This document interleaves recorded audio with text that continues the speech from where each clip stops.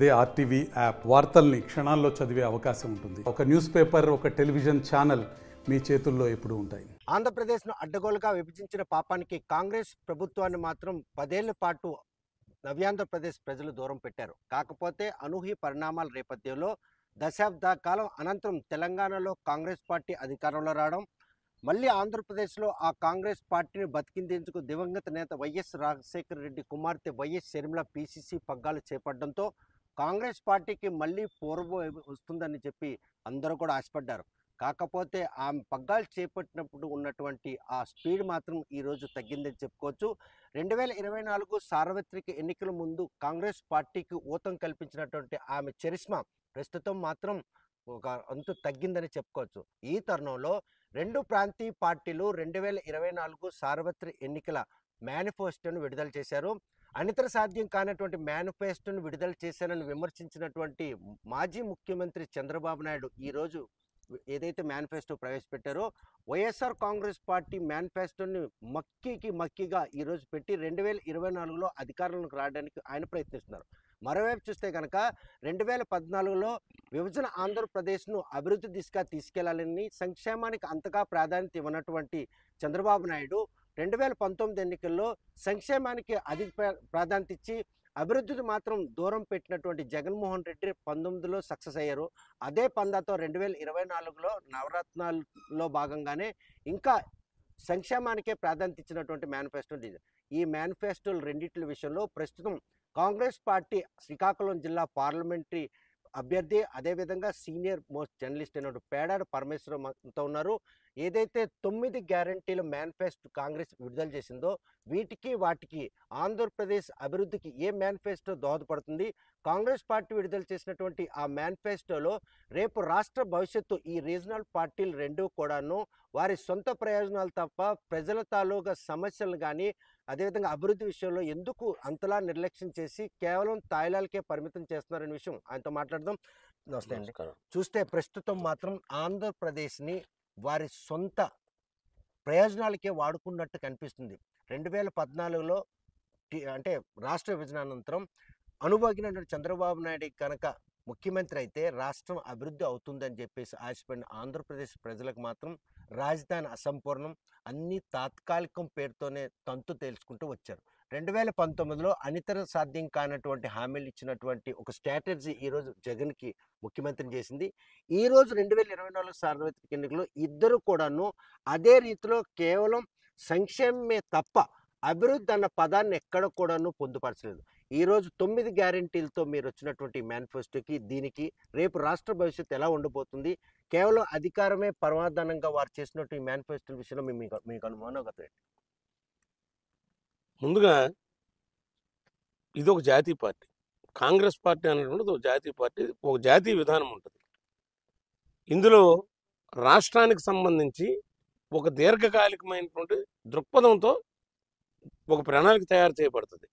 కానీ ప్రాంతీయ పార్టీలకు అది లేదు. క్లియర్గా మనకు తెలిసింది. 5 సంవత్సరాలు పరిపాలించినటువంటి, మీరు ఇంట్రోలో చాలా చక్కగా చెప్పారు, 5 సంవత్సరాల ముందు పరిపాలించినటువంటి తెలుగుదేశం కానీ, తర్వాత 5 సంవత్సరాలు ఇటీవల కాలంలో వచ్చినటువంటి వైఎస్ఆర్ జగన్మోహన్ రెడ్డి గారి ప్రభుత్వం కానీ మొత్తంగా రాష్ట్రాన్ని అప్పులు కుప్పగా మార్చేస్తాయి. కాంగ్రెస్ సహాయంలో కూడా అప్పులు తీసుకొచ్చారు. అప్పులు తీసుకొచ్చిన ప్రతి పని ఒక అభివృద్ధి కార్యక్రమం మీద పెట్టారు కాంగ్రెస్. దానికి కారణం ఏంటి? కాంగ్రెస్ పార్టీలో జరిగినటువంటి నిర్మాణాలకి ఈవేళ తెలుగుదేశంలో కానీ వైఎస్ఆర్ ప్రభుత్వంలో కానీ కనీసం మరమ్మతులు చేసుకోలేకపోయారు, మెయింటైన్ చేసుకోలేకపోయారు. చివరికి ఈరోజు జగన్ గారి ప్రభుత్వం ఎన్నికలు అయ్యే నాటికి నెలవారీ జీతాలు, ఉద్యోగాలకి జీతాలు ఇచ్చేకునేటువంటి పరిస్థితికి కేంద్రం దగ్గర వెళ్ళి బాండ్లు తనఖా పెట్టి జీతాలు ఇచ్చుకునే ఈ విషయాలన్నీ కూడాను ఆంధ్రప్రదేశ్ ప్రజలు విజ్ఞులు, అనుభవజ్ఞులు, అదేవిధంగా మేధావులు ఉన్నారు. వారందరికీ అంతుచిక్కట్లేదా? ఉద్యోగ వర్గాల్లో ముఖ్యంగా ఇంకా ఆ ఏదైతే ఆ నవరత్నాలు కావచ్చు, వాళ్ళ మేనిఫెస్టో కనెక్టివిటీ ఉన్నారంటే ఇంకెక్కడంటే పోయిన చోట ఎత్తుక్కోవాలి, ఆయన అయితేనే మళ్ళీ మా సమస్యలు పరిష్కారం అవుతున్న కోణంలోనే వాళ్ళు స్టిక్ అయ్యి ఏం లేదు. ఉద్యోగస్తులు జగన్మోహన్ రెడ్డి గారి ప్రభుత్వం మీద భ్రమలో వదిలేశారు. ఈ నేపథ్యంలో కాంగ్రెస్ అన్నటువంటిదే ఈరోజు ప్రత్యామ్నాయమని కూడా వాళ్ళు నమ్ముతున్నారు. ఎందుకంటే జగన్మోహన్ రెడ్డి గారి కంటే ఎక్కువ ప్రజాకర్షక పథకాలతో నేను అధికారంలోకి రావాలని తెలుగుదేశం ప్రభుత్వం ఆశిస్తుంది. వాళ్ళ మేనిఫెస్టో చూస్తే అర్థమవుతుంది. అప్పుల ఆంధ్ర రాష్ట్రంగా ఉన్నటువంటి ఆంధ్ర రాష్ట్రంలో మీరు అంతకు మించినటువంటి పింఛన్లు, రుణాలు అవి ఇవి చాలా ప్రకటించారు ఆయన. మొత్తంగా తాయిలాలు ప్రకటించారు. చూస్తే ఆంధ్రప్రదేశ్ ప్రజలు ఈ తాయిలాలకి కనెక్ట్ అయ్యారని ఒక మైండ్ సెట్ ఆ రెండు ప్రాంతీయ పార్టీలు కూడా అమలు చేస్తున్నట్టు అనిపించట్లేదు ఈ మేనిఫెస్టోలో. ఖచ్చితంగా అనిపిస్తుంది. ప్రజల్ని ఒక తప్పుతో పట్టించేటువంటి విధానంగా. ఎందుకంటే మధ్యతరగతి బిలో పావర్టీ లైన్లో ఉన్నటువంటి వాళ్ళు తాత్కాలికమైనటువంటి ప్రయోజనాలకి వాళ్ళని ఆకర్షితులను చేసి తమ ఎన్నికల పబ్బం గడుపుకోవడానికి వాళ్ళు చూస్తున్నారే తప్ప దీర్ఘకాలికంగా రాష్ట్రం ఏ వైపు వెళ్తున్నది, ఎంత దివాలా తీసుకువెళ్తున్నదో వాళ్ళు ఆలోచించడం లేదు. కానీ ఈవేళ కాంగ్రెస్ ప్రభుత్వం అలా కాదు. కాంగ్రెస్ ప్రభుత్వం పెట్టినటువంటి ప్రతిదాన్ని కూడా ఒక దూరదృష్టి దూరదృక్పథంతో ఈవేళ చేస్తున్నాం మనకి. ఎందుకంటే వ్యవసాయ రైతులకు గిట్టుబాటు ధర కల్పించడం, వ్యవసాయాన్ని ప్రోత్సహించడం. రెండు మేనిఫెస్టోల్లో కూడా రైతులకి కేవలం ఆర్బీకేలు పెట్టాం, పండిన పంట గిట్టుబాటు ధర ఇప్పిస్తున్నాం, సబ్సిడీల్లో ఎరువులు ఇప్పిస్తున్నాం అని చెప్తున్నారు. కానీ ఆయన 16,000 ఇస్తానంటే ఈయన 20,000 ఇస్తాను ఆర్థిక సహాయం అంటున్నారు. ఈ సహాయం కావాలా? వారు పండించే పంటకి గిట్టుబాటు ధర కావాలా? ఖచ్చితంగా. అందుకనే కాంగ్రెస్ మేనిఫెస్టోలో 50% అదనంగా కలిపి గిట్టుబాటు ధర ఇస్తామన్నాం. రైతు వ్యవసాయం చేయటానికి పండగగా భావించాలి. ఇది దండగా ఏదో 20,000 తీసుకొని ఎలాగైతే అలా పోని అన్నట్టు వ్యవసాయాన్ని వదిలేసేటువంటి పరిస్థితి 20,000, 16,000 దీనికి ఆధారపడకూడదు. వ్యవసాయం ఆయన ఆనందంగా చేయాలి. రాజశేఖర రెడ్డి ప్రభుత్వ హయాంలో కూడా అదే జరిగింది.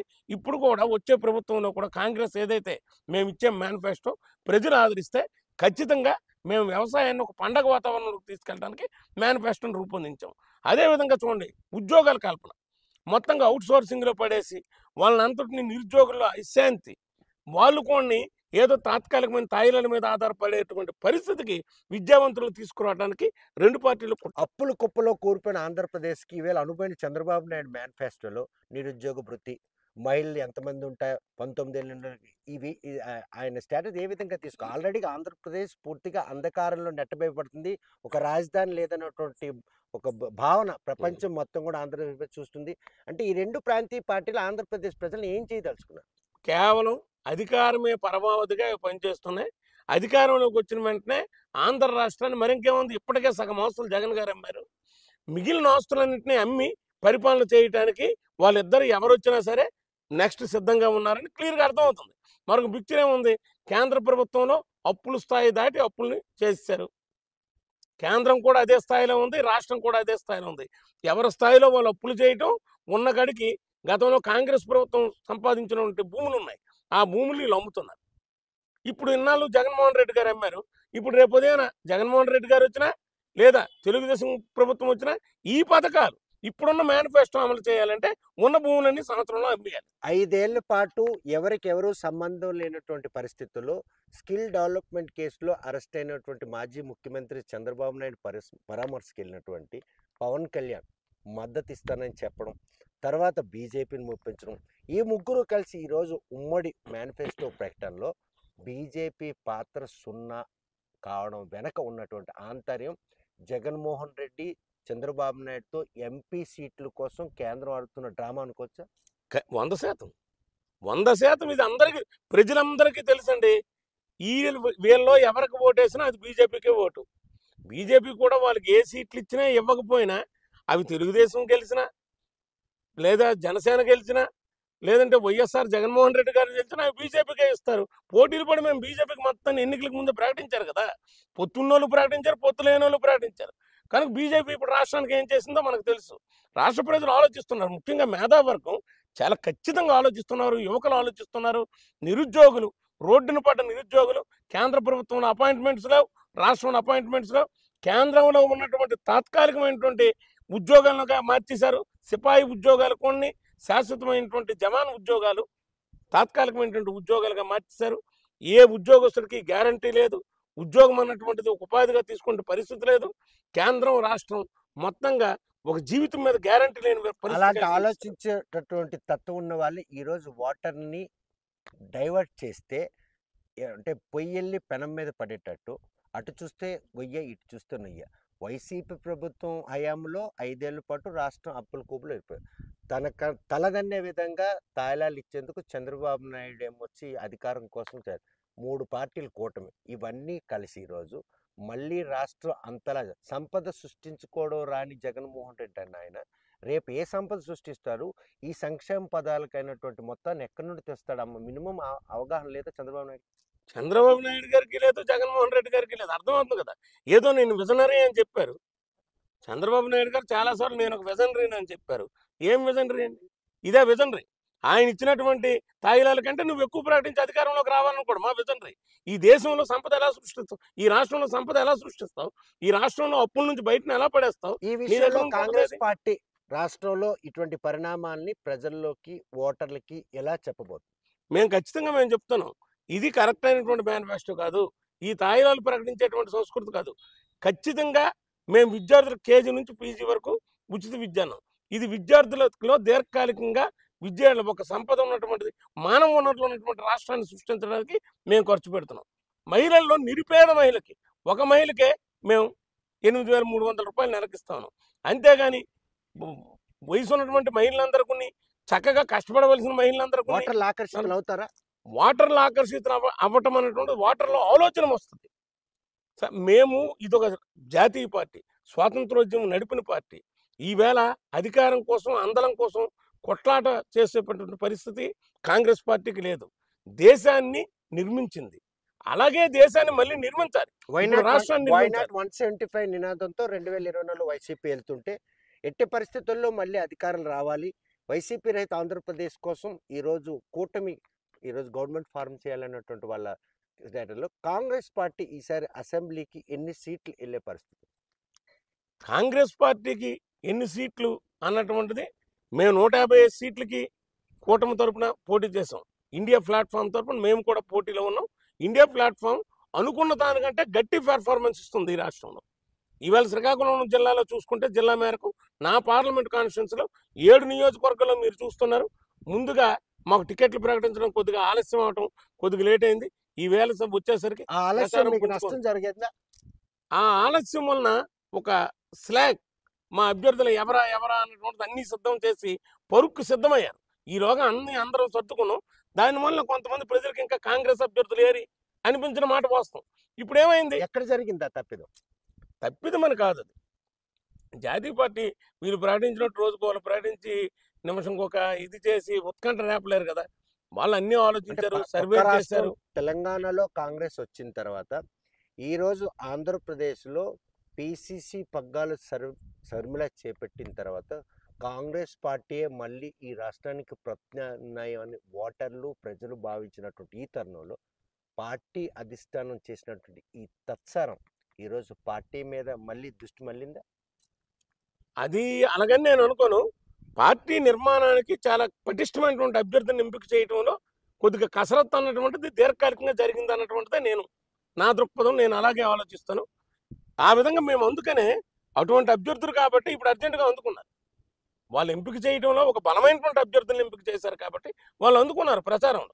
7 నియోజకవర్గాల్లోనూ ఈరోజు 2 ప్రత్యామ్నాయంగా మేమున్నాం. మేము కాంగ్రెస్ అన్నటువంటిది ఒకటి ఉంది. ఈరోజు నిన్న ఎన్నికల్లో కాంగ్రెస్ అన్నటువంటిది ఎక్కడ ఉందని అడిగారు. ఈవేళ కాంగ్రెస్ అబ్బో ఏం చేస్తుందిరా అంటున్నారు. 10వ తేదీ సరికి కాంగ్రెస్ బ్రహ్మాండంగా 1-2 స్థానాల్లో పోటీ ఇస్తుంది అంటారు. ఎందుకంటే ఆ స్థాయిలో మేము చేస్తున్నాం. 5 ఏళ్ల పాటు సంక్షేమంతో పాటు చాలా మొత్తాన్ని ఆర్జించినటువంటి అధికార పార్టీ ఈరోజు ఎక్కడా తగ్గట్లేదు ఏ విషయంలో. అలాగని ఈరోజు ఇన్వెస్టర్స్ రూపంలో టీడీపీ, జనసేన, బీజేపీ కూడా పెద్ద మొత్తంలో ప్రాసెస్ నడుస్తుంది. ఆ ప్రాసెస్ని, హవాని తట్టుకునే శక్తి కాంగ్రెస్ పార్టీకి ఉందా? మాకు మనోధైర్యమే పెద్ద శక్తి. మాకున్నటువంటి పార్టీకి ఉన్నటువంటి పెద్ద నిర్మాణం వెనుకున్న చరిత్ర, కాంగ్రెస్ పార్టీ చరిత్రే మాకు పెద్ద సంపద. ఈవేళ ప్రజల దగ్గరికి మేము వెళ్ళేసరికి అయ్యా కాంగ్రెస్ పార్టీ వచ్చినారా అని మాకు దగ్గరికి ఆదరించుకుంటున్నారు. మేము మా కష్టాలు చెప్తున్నాం. ఈరోజు నేను 2-3 గ్రామాల నరసనపేట నియోజకవర్గంలో పెద్ద పంచాయతీలు, 2-3 పంచాయతీలు ఉదయం తిరిగినప్పుడు వాళ్ళు వచ్చారు. వాళ్ళు వచ్చి ఖచ్చితంగా మాకు అడిగారు, ఏమైంది అసలు ఈ రాహుల్ గాంధీ గారిని ఇలా గెంటేశారట కదా, ఆయన పార్లమెంట్లో అంత దీనిగా అడుగుతుంటే మోడీ గారు అది సహించుకోలేకపోతున్నారు కదా, షర్మిల గారి మీద లేనిపోని ప్రచారం చేస్తున్నారు కదా అని ప్రజలు. ప్రస్తుతం అయితే ప్రజల్లో కాంగ్రెస్ పైన ఆలోచన ఉంది, నడుస్తుంది ఖచ్చితంగా. కనుక డబ్బులు అన్నటువంటివి మీరు అడుగుతున్నారు, డబ్బులు అన్నటువంటి ఒక అంశం కదా అని చెప్పి. డబ్బులు అన్నటువంటిది మాకు అంశం కాదు. మా దగ్గర డబ్బు లేకుండా మోడీ గారు చేశారన్నటువంటి విషయం కూడా ప్రజలకు తెలుసు. మా అకౌంట్లు సీజ్ చేయించారు, మొత్తంగా అవి మేము ఎన్నికల్లో ఎటు కదలకుండా చేశారు. ఇవన్నీ కూడా ప్రజల ముందు రాహుల్ గాంధీ గారు ఉంచారు, మేము ఉంచుతున్నాం.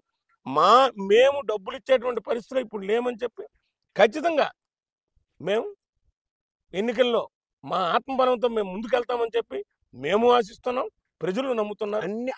అన్ని కోణాల్లో కూడాను రెండు పార్టీలు ఎట్టి పరిస్థితుల్లో డూఆర్ డై మ్యాచ్ ఆడుతూ 2024. ఎందుకంటే అధికారంలోకి రాకపోతే వైసీపీ పార్టీ పూర్తిగా కనుమరుగయ్యే పరిణామాలు ఉన్నాయి. లైమ్ లైట్లో కాంగ్రెస్ వచ్చింది. సీనియర్ నాయకులందరూ కూడా ఎక్కడ అంటే కాంగ్రెస్ పార్టీ నిర్వీర్యం కావడంతోనే ఈరోజు వైసీపీ పార్టీ ఆవిర్భించింది. రేపు అదే వైసీపీ పార్టీ కనుక 2024లో ప్రజలు తిరస్కరిస్తే కాంగ్రెస్ పార్టీ ప్లాట్ఫామ్ మీదకి రావడానికి ఉన్నవారంతా సిద్ధంగా ఈ తరుణంలో అధికారం రావాలి వారు ఆశపడుతున్నారు. ఎట్టి పరిస్థితుల్లో ఈ ఆకృత్యాల ప్రభుత్వాన్ని, ఈ అప్పుల్ని రాష్ట్రాన్ని చేసినటువంటి ప్రభుత్వం వీళ్ళున్నారు. ఈ దానిలో కాంగ్రెస్ పార్టీ రోల్ ఏ విధంగా ఉండబోతుంది? మేము మా పెర్ఫార్మెన్స్ ఇస్తున్నాం, ఖచ్చితంగా రెండింటిని బలంగా ఎదుర్కొన్నాం. మేము రెండు పార్టీల్ని బలంగా ఎదుర్కొంటున్నాం. మేము చాలా స్థానాల్లో గట్టి పెర్ఫార్మెన్స్తో ముందుంటాం, విజయాన్ని సాధిస్తాం. అదేమాత్రం ఉన్నాం ఈ రోజుకి. గతంలో ఉన్నటువంటి మాకు ఏదైతే అపనమ్మకాలు ఉన్నాయో జనంకి మా మీద, అవన్నీ నివృత్తి అయినాయి అతి తక్కువ కాలంలో. మేము ముందుగా పరిగెడుతున్నాం కనుక ఖచ్చితంగా మా ప్లేస్ మాకున్నది. కాంగ్రెస్కు స్థానం వస్తుంది ఈ రాష్ట్రంలో. ఈ ఎన్నికల్లో మేము అసెంబ్లీలో ఒక పటిష్టమైనటువంటి స్థానంలో మా పాత్రను మేము నిర్వహిస్తాం. చూస్తే కనుక ప్రస్తుతం కాంగ్రెస్ పార్టీ మళ్ళీ లైమ్ లైట్లోకి వచ్చినట్టే వచ్చి కొంత ప్రజల నుంచి దూరం అయ్యే పరిణామాలు కనిపిస్తున్న ఈ తరుణంలో ఏఐసిసి తీసుకున్నటువంటి నిర్ణయాలు కొంతలా అభ్యర్థుల ప్రకటనలో జాప్యం తమను కొంత బాధించిన ప్రజల్లో మాత్రం కాంగ్రెస్ పార్టీ చర్చనీయాంశంగా మారింది. ఈ రాష్ట్రానికి మళ్ళీ పూర్వవైపు రావాలంటే కాంగ్రెస్ పార్టీ అధికారంలో రావాల్సిన ఆవశ్యకత ఎంతైనా ఉందన్నటువంటి ఒక సంతృప్తిని వ్యక్తం చేస్తున్నారు. మరోవైపు ప్రాంతీయ పార్టీలు అయినటువంటి టీడీపీ, జనసేన రెండు బీజేపీతో పొత్తు పెట్టుకున్నప్పుడు కూడా మిత్రపక్షం అయినటువంటి టీడీపీ ప్రకటించినటువంటి మేనిఫెస్టో కావచ్చు, అదేవిధంగా వైసీపీ పార్టీ మేనిఫెస్టో, ఈ రెండు కూడా కేవలం అధికారం కోసం తాయిలాలు సంక్షేమాన్ని సృష్టించి ఈరోజు అధికారం రావడం చూస్తున్నాం. అభివృద్ధి అన్నది పూర్తిగా గాలికి వదిలేసినట్టు ఆ రెండు పార్టీల విషయంలో ప్రతి ఓటరు కూడా చర్చకుని తమ పిల్లల భవిష్యత్తు కోసం తల్లిదండ్రులు, విజ్ఞులంతా కూడాను ఈ రెండు పార్టీల వల్ల రాష్ట్రం అధోగతి పాలైపోతుంది. ఇప్పటికే విభజన ఆంధ్రప్రదేశ్లో భాగంగా ప్రత్యేక హోదా కానీ విభజన హామీలు కానీ నెరవేరినటువంటి ఈ తరుణంలో అవి నెరవేరాలంటే కాంగ్రెస్ పార్టీ రావాల్సిన ఆవశ్యకత ఎంతైనని చెప్పేసి ఆయన అభిప్రాయం వ్యక్తం చేస్తున్నారు. ఈసారి ఎన్నికల్లో మాత్రం కాంగ్రెస్ పార్టీ ప్రజలు ఆదరిస్తారు. అసెంబ్లీలో తమ గొంతును వినిపించేందుకు అభ్యర్థులు మాత్రం ఎమ్మెల్యేల రూపంలో పంపిస్తానన్న ఒక ఆశాభావాన్ని పేడారు పరమేశ్వర్ వ్యక్తం చేస్తారు. మరి వారి ఆశలు అడియాశలు అవుతాయా లేకపోతే అసెంబ్లీలో అడుగు పెడతారా అన్న విషయం వేచి చూడాల్సిందే. వీడియో జర్నలిస్ట్ రాంకిషన్తో సత్యం, RTV శ్రీకాకుళం. మరిన్ని వీడియోస్ కోసం ఛానల్ ని సబ్స్క్రైబ్ చేయండి. లేటెస్ట్ అప్డేట్స్ కోసం వాట్సాప్ ఛానల్ ని ఫాలో చేయండి. అండ్ లింక్ డిస్క్రిప్షన్ లో ఉంది.